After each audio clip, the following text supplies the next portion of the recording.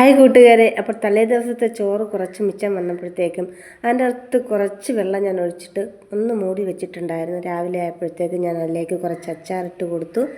തലേ ദിവസത്തെ മീൻകൂട്ടാൻ ഒന്ന് അതിലേക്ക് ഒഴിച്ചു കൊടുക്കുന്നുണ്ട് കേട്ടോ.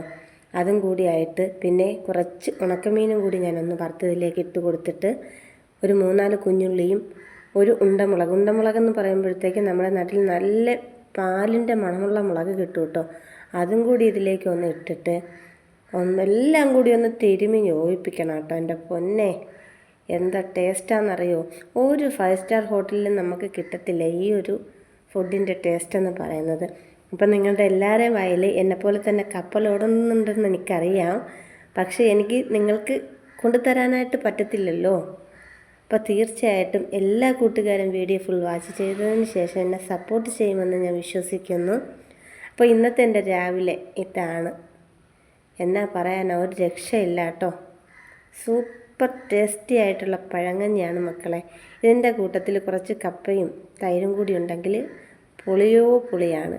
പക്ഷേ എനിക്ക് കപ്പ കഴിക്കാൻ പറ്റത്തില്ല, അതുപോലെ തന്നെ തൈരും. അതിൻ്റെ ആ കാരണത്താൽ അത് രണ്ടും ഞാൻ ഒഴിവാക്കിയിട്ടുണ്ട്. എങ്കിലും അടിപൊളിയായിരുന്നു കേട്ടോ ഇന്നത്തെ ഒരു രാവിലെ എന്ന് പറയുന്നത്.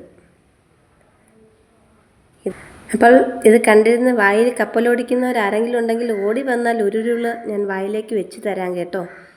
അപ്പോൾ ഇന്നത്തെ എൻ്റെ കുഞ്ഞു വീഡിയോ ഇത്രയുള്ളായിരുന്നു. ടാറ്റാ.